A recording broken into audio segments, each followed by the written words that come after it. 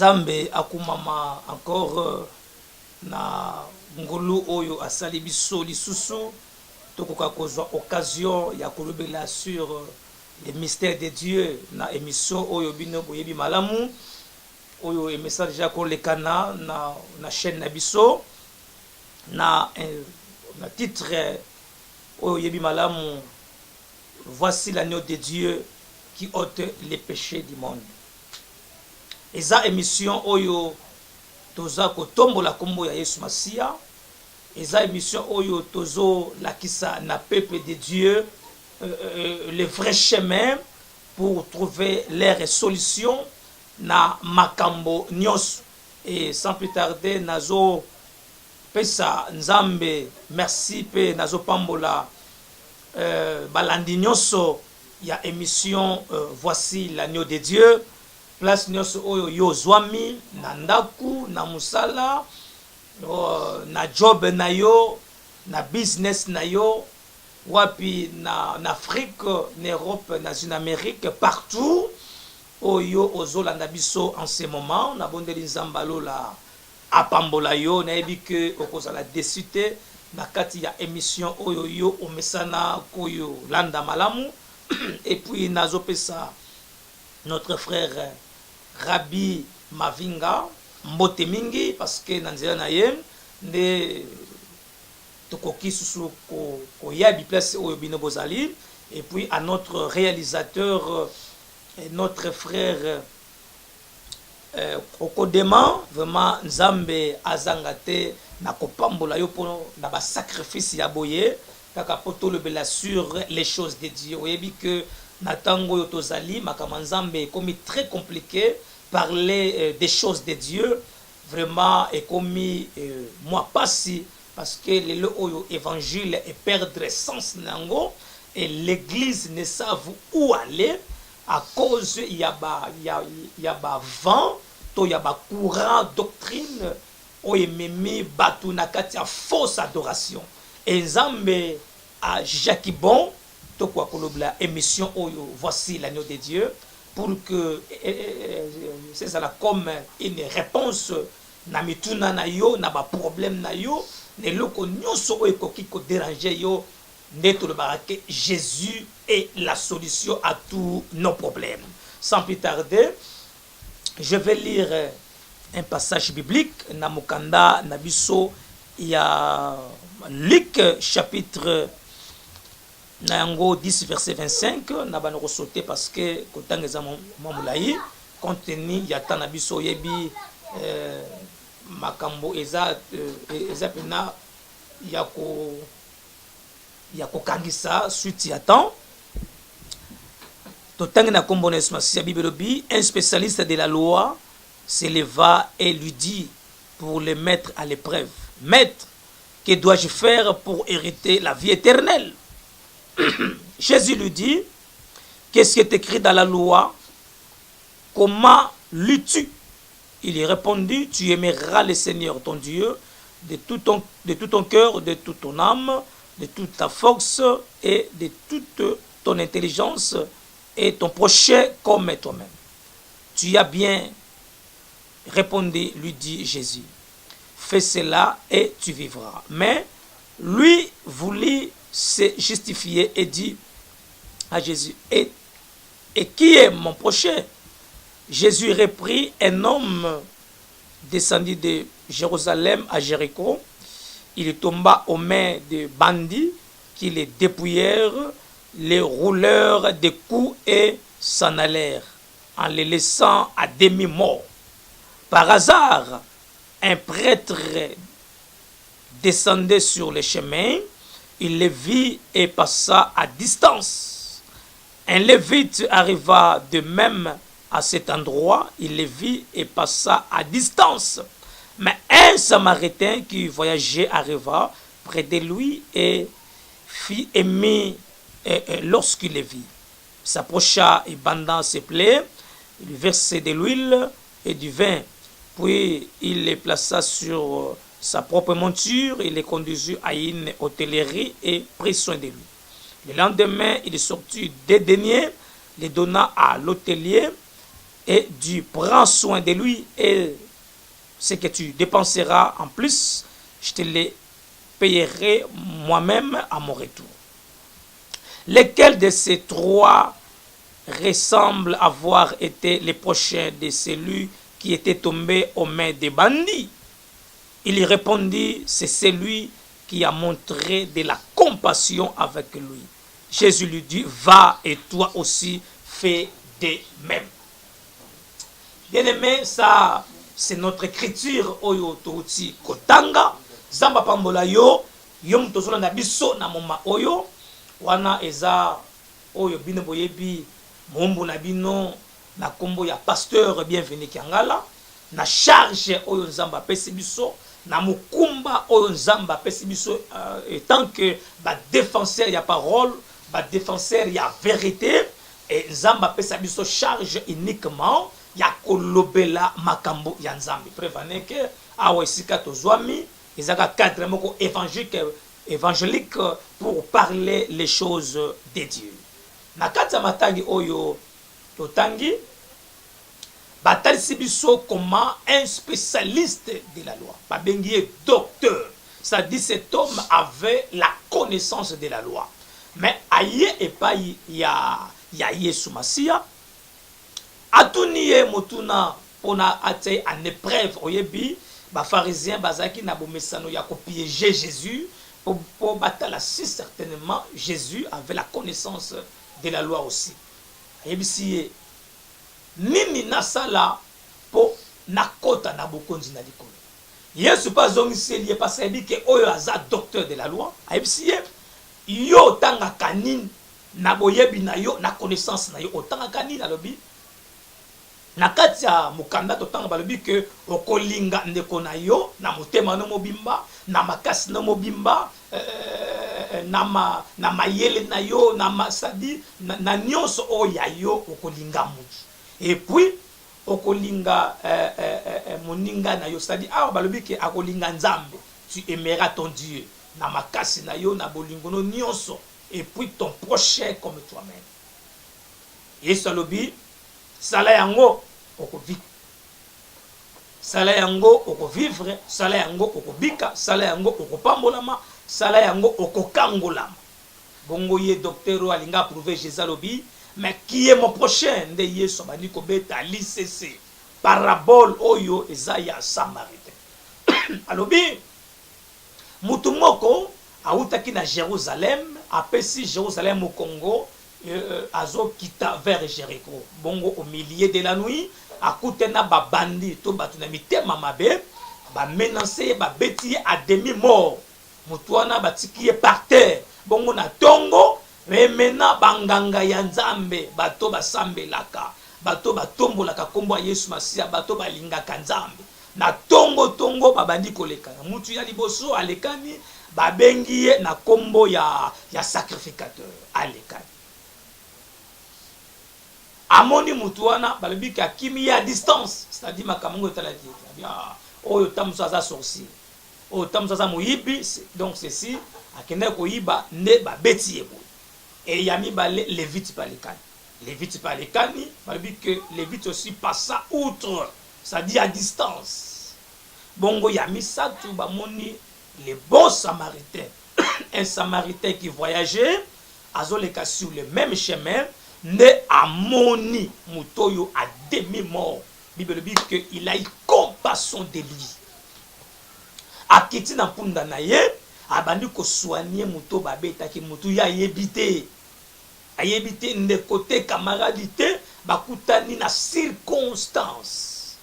Bible lobi que azui mafuta na ye, abandi ko soigner ye, abande ye ba plaie à traiter, mamoni ki na niveau na ye et ko suka wana te.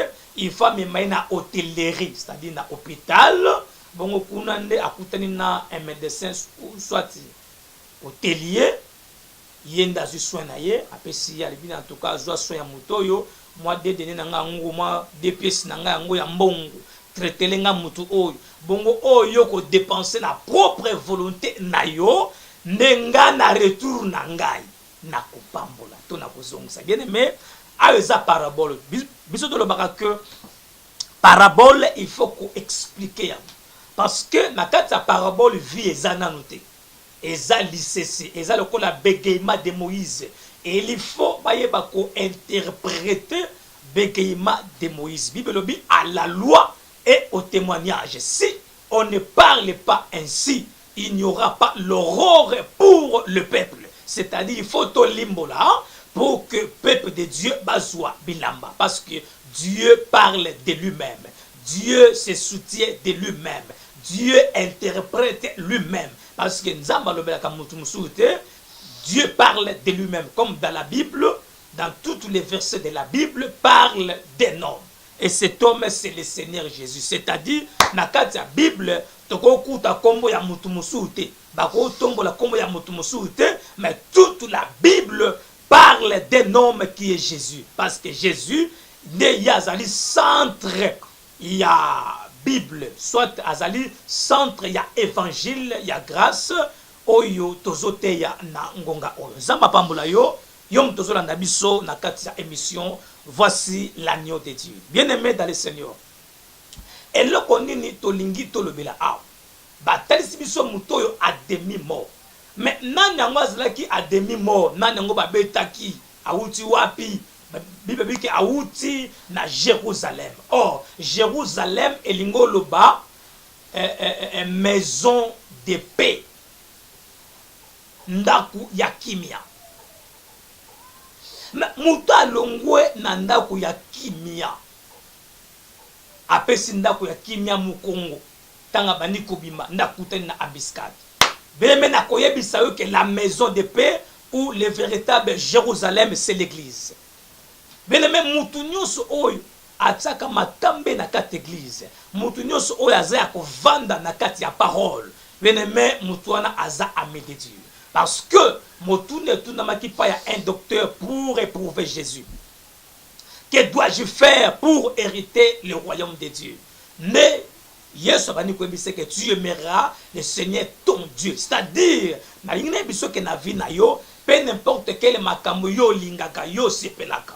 Mais dans la makambo o toza ne loko ya liboso, il faut biso tolinga, c'est Dieu qui est l'auteur de notre vie. Nous devons aimer Dieu. Na ba faire na biso mingi bazalaka suki déjà à sa jui, à sa pambolami makamanzambe ezali susu ya yete makambo ya nzambe et komi tantôt plutôt azaki ne lokote. Il venait à l'église matin au soir. Maintenant, quand Nzamba pambolier, a vu Nzamba pèse au Congo. C'est-à-dire que cet homme a quitté Jérusalem. Donc, c'est après avoir été béni, à comprendre qu'à ça, Tomwami a commis élevé, et maintenant, a abîmé na lieu de repos, a abîmé na lieu de sécurité naïe, et maintenant, bani ko kende na chemin ya perdition. Kunande akeko kutana na babandi, parce que na koyebisa yo. Ceux qui lelo ba simba kayote, ceux qui lelo ba toucha kayote, ceux qui lelo santé na yo eza bien gardé parce que tu es à l'église. Parce que ozana maboko ya basali ya nzambe. Parce que olinga kanzambe. Parce que o place kanzambe na yo na première position. Mais zana bato oyo ba pesi nzambe mu congolais oyo bazo subir conséquences tala mutu oyo ba frapper à demi-mort. Et il a fallu pour cet homme akoka kozwa relèvement. Maintenant nyango ako relever parce que awa to lobake eza parabole. Babani ko beta lisese que sacrificateur na lévite ba passaki outre, ils ont passé à distance ba sundula ki mutu o. Mais les sacrificateurs et les lévites ça parle de qui? Ça ici nous sommes dans la loi de Moïse.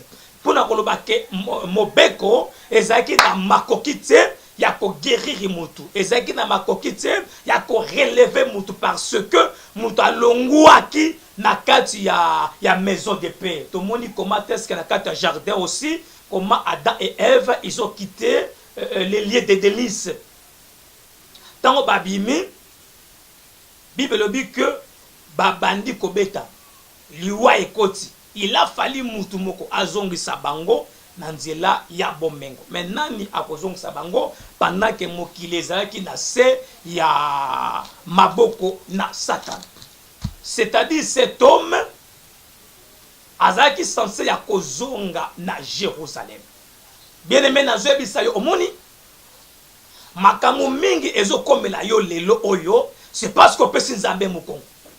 yo ozalaki mwana nzambe ozalaki na Congo awa ozosambela oyebaki nzambe obande kozanga église te oyemba na chorale obeta ba flûte obeta ba fanfare mais banda obimaka libanda mboka oyo makama nzambe comme noir sur blanc makama nzambe olingango surte c'est-à-dire na vie na yo tu as donné les dos au pesi nzambe na yo mu Congo raison pour laquelle ozomona comment est-ce que makambo ezokomela ndenge komeleke pe mutu oyo batangi kombo na yo te batangi kombo na yeti awa muto babetaki azo représenter humanité mobimba oyo longwaki na loboko na nzambe. Ici on parle du premier Adam, c'est-à-dire on voit toute l'humanité oyo ezalaki na maboko ya nzambe après avoir chiti koya muto abimi na kati ya jardin d'Éden nde muto abandi kobika la souffrance eza pareillement na makambo yozo vivre na koyebisa oke kokontaka na effort na ote ko compter une expérience na ote oui eza bien koloba français eza bien koloba anglais eza bien mais nazo besoin que li pamboli ekipaka langue te soki nzamba lobi atombola yo akotombola yo soki nzamba lobi a élever yo ako élever yo peu n'importe quel esika yo zwame soki nzamba bi ke lelo za mokona yo ako élever yo ako élever yo yango na bonde nzamba lola parce que toi tu aimes Dieu olingi nzambe na motema na yo na makasi na yo na motema no mobimba na bonde nzamba lola asala yongolu et que mission oyo et memelo bolamu dans les notes très puissants de Jésus. Muto yo abandi ko luka secours mais secours ko ya comment parce que les vite na sacrificateur ba pesi moko babi biso to ebili kamuna oti. C'est ça la loi oyo ezaki na makokite ya komema vie na kati ya peuple c'est-à-dire loi ezaki na makokite ya ko consoler peuple ya ko soulager peuple parce que ce qu'on tangi na Ézéchiel chapitre 8 verset 20 Bible zoloba que na pesaki bino ba précepte o ezaki ya malamu je crois Ézéchiel 20-25 Bible dit que na pesaki bino ba précepte o ezaki malamu te j'ai voulu seulement vous punir.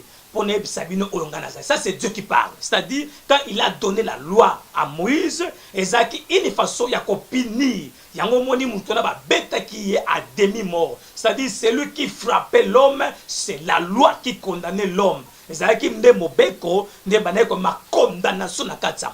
Et pendant tout ce temps, Moïse était incapable. La loi et les prophètes, Ezaki incapable parce que ici, les sacrificateurs et les lévites, ça parle de la loi et les prophètes qui étaient incapables. Et je vous dis que incapable. Mais dans ta vie, Moutounio soute aza capable, il y a qu'à changer vie na yo. Tout le monde a battu. Basala ba relation na ba kondia mboka mais lokola ba viva na loi na ba vie na bango ke basi ba loba ba ko bongate ba ko fungoma te to mona ba tebele ata kutani na okazo ya malamu na vie na ye ba tu mususu ba ko zwa vie mais ye akozwa vie te to mona pe ba tebele akezo musala ba ko engager ba tu mususu mais ye ba ko tika la ko engager te pourquoi a vivre ka déjà loi moko et c'est condamné ye na vie na ye akoki kozwa ouverture na vie na yo nzamba pambola yo yom to simba mina kati ya émission oyo nebi que soko luki nzambe na yo soko zongi c'est longi na yo o tourner face na yo devant la croix de Golgotha. Je te dis la vérité na kati émission oyo tu ne manqueras pas un secours car la Bible dit le secours ne vient ni de l'Orient ni de l'Occident, mais le secours vient de l'Éternel. C'est le Seigneur Jésus. Mettez à lui la confiance. Tu ne seras jamais déçu. Ozaki na vie bien. Zamba tombola kiyo na bolingo na ye. Na koyebiso ke mutu moko te azwambongo na effort na ye moko. Yoko lobake omoni ba mitukanga na zanango, omoni ba faire na osa mikolo yo. Donc c'est parce que na luka kimbon ngana betaka kayu makasi eza nango bien obetaka kayu mais na koyebisa yo mutu apambola ka kayu mutu afongola ka ouverture ya kayu c'est le Seigneur Jésus. Tout le monde a batebele bazala ba courageux même si kayu ozali na mboka nyoso oyo ozali ozoyoka ngai eza pe na bato oyo baza nzinga na yo baza courageux baza courage koleka yo, mais jusqu'aujourd'hui nanu bafungwami te. Nanu bafungwami te tona batebele ti sikoyo alala kana sima batu. Donc pour na koyebisa yo que ko contenir fort na yo te, tu as besoin de Jésus.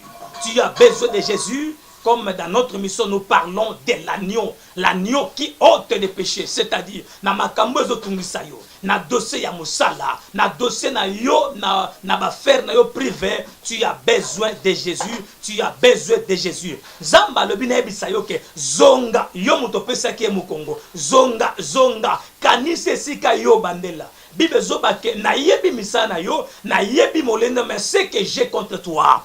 Parce que tu as abandonné ton premier amour. Le premier amour, c'est aimer Dieu. Le premier amour, c'est aimer l'œuvre que Dieu t'a donné. Samba Pambolo bien-aimé dans le Seigneur. Voilà, nabandi kokende koshite na kati ya émission oyebi ke awa toza na kati ya ba bilili esengeli to sela tango na biso nazokene vers la fin na eloko noso oyo ezotungisa yo papa mama na ngai. Mosali ya Nzambe, cherche Jésus dans ta vie. Batoyo, mutoyo, azalaki na maison de paix. Azalaki na kimia. Maintenant, apeska nzai moko. Ndozo muna lelo o makambo yo tambola soute. Makambo to komi bloqué parce que o associé batu oyo sengelaki ko associé bien aimé. Na ba faire na yo, ba associé ka n'importe qui te. Ce qui moutaza na même esprit le kola yote okoki ko tambola na yete parce que akobumelo ba faire o mataki trop na ba faire na yo okomaki musika mais au moment où je parle okomi par terre mais na koyebisa yo eza sukate tu es censé ya koluka Jésus ya koluka délivrance na vie na yo et Dieu akozanga te na kosalo grâce zamba pambola bien aimé na ebite ni nango eza kotungisa yo Nebite ninango ezako nyokola yo. Mais loko na ebisi yo que Jésus-Christ c'est lui le bon samaritain parce que ayaki na troisième position. Ayaki na troisième position après avoir collecté tant ya loi et Jésus. La présence de Jésus sur cette personne, c'est le temps de la grâce. Je crois que cette émission est un ngolo mobimba pona yo oyo eyeko relever yo yo mutozaki ya kokweya. Va faire essayer là liba le kota mobulu kaka ndenge miso oyo ezolekana zamba relever yo au nom puissant de Jésus ata bazo sekayo lelo oyo batoyo babetela ko maboko lelo bapeso mokongo bakomi kokima yo bakomi kochula yo mais nazwe beso mutu moko akotikala jamais kokima yo c'est le Seigneur Jésus. Imaginez les sacrificateurs les lévites ils étaient à distance. C'est-à-dire les lopes toi na bateau quoi entourage na yo basi bakimi yo basi bapesi yo mukongo mais na mutu moko akotika ote la Bible dit na kotika bino jamais orphelin na quoi abandonner bino ata mukolo moko te et cet homme c'est Jésus. Cher c'est Jésus qui est l'ami véritable l'ami fidèle akozanga te na ko relever on a bon exemple à relever ba faire na yo à relever libala na yo à relever santé na yo à relever yo mutu basi ba longola ki yo na couloir ya ba faire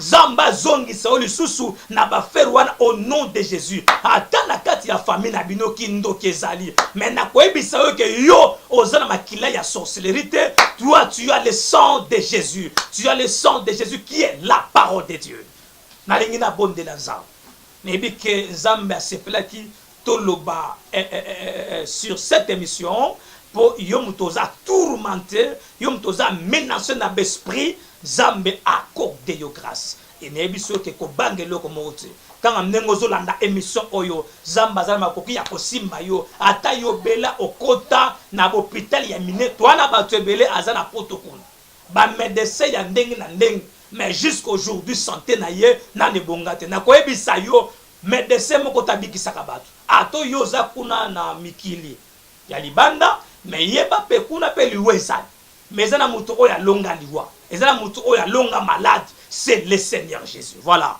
na komi presque à la fin zamba pambola yo makasi zamba pambola balandi nyonso ya émission Voici l'agneau de Dieu zamba pambola couple Adolphe zamba pambola couple Cynthia zambe apambola mama Louise zambe apambola ba mama nyonso oyo bazolanda biso kuna na kati ya mikili ya bapaya mamashina za mapambola yo merci nayebi ke bokoza desite yo kuno za na Angola za mapambola yo bande konosi ya mibali pe ya basi baza partout za mapambola yo pe na pesi mbote pa mama na Rachel kuna na France nzambe apambola yo merci on a confiance oyo o bosali biso pour que émission oyo ekoka ko atteindre bi pesneso oyo bino bozwami.